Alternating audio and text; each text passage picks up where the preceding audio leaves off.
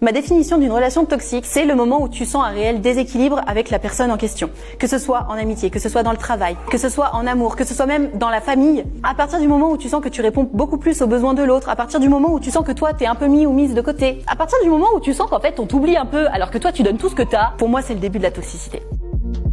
C'est complètement ok de coucher le premier soir, évidemment. Et même lorsqu'on est une femme, scoop. En fait, quand on fait l'amour avec quelqu'un dès le premier soir, à partir du moment où tu en as envie, à partir du moment où vous êtes tous les deux consentants ou consentantes, mais pourquoi s'en priver en fait? Parce qu'on nous a mis dans la tête qu'il fallait culpabiliser la sexualité, parce qu'on nous a mis dans la tête que si tu couches le premier soir, t'es une Bah la réponse est non en fait. On n'est pas parce qu'on couche le premier soir, on est juste une personne qui a une sexualité libérée et on est surtout une personne qui écoute ses envies en fait. Pourquoi s'empêcher de faire quelque chose qu'on a envie de faire sous prétexte qu'il faudrait se sentir coupable? Non, jamais de la vie, on fait ce qu'on veut.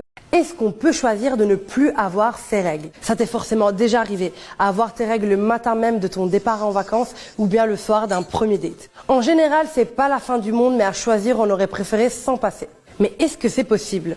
Eh bien oui, certaines méthodes de contraception te permettent de stopper complètement les saignements. Par exemple, quand tu prends ta pilule pendant 21 jours et que tu fais une pause d'une semaine, tu vas avoir des règles artificielles. Mais si tu enchaînes plusieurs plaquettes, tu n'auras plus de règles du tout.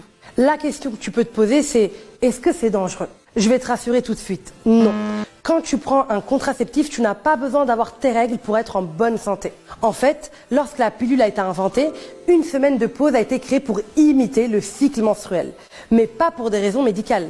À l'époque, il était impensable d'imaginer que les femmes pourraient ne pas avoir leurs règles. Mais en réalité, les risques sont les mêmes de prendre la pilule avec ou sans interruption. Il existe d'ailleurs des pilules progestatives qui sont pensées pour être prises sans pause et certains stérilets auront aussi l'effet d'arrêter les règles.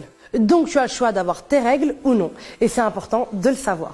Les red flags de ton plan cul, comment les reconnaître? Qu'est-ce qu'un plan cul? Pour reprendre rapidement les bases, un plan cul est une personne que tu vois uniquement pour faire du sexe.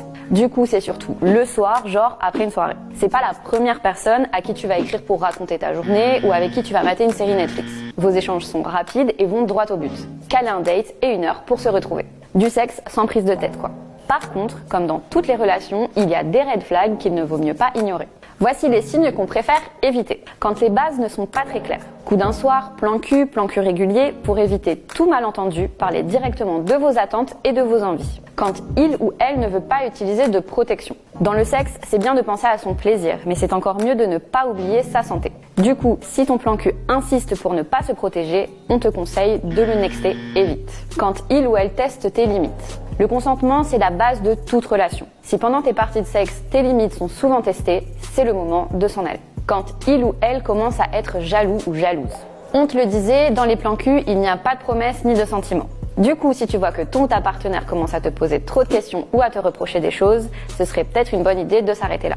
Quand tu commences à accrocher, tu sens que tu as envie de le ou la voir plus souvent et pas qu'à la tombée de la nuit, de lui envoyer des textos, de papoter de tout et de rien. Attention, tu commences à t'attacher. Parlez-en tout de suite et ne te fais pas de faux espoirs. Si il ou elle n'attend vraiment rien d'autre que du sexe, tu seras fixé. Et voilà, c'était la question qui du jour.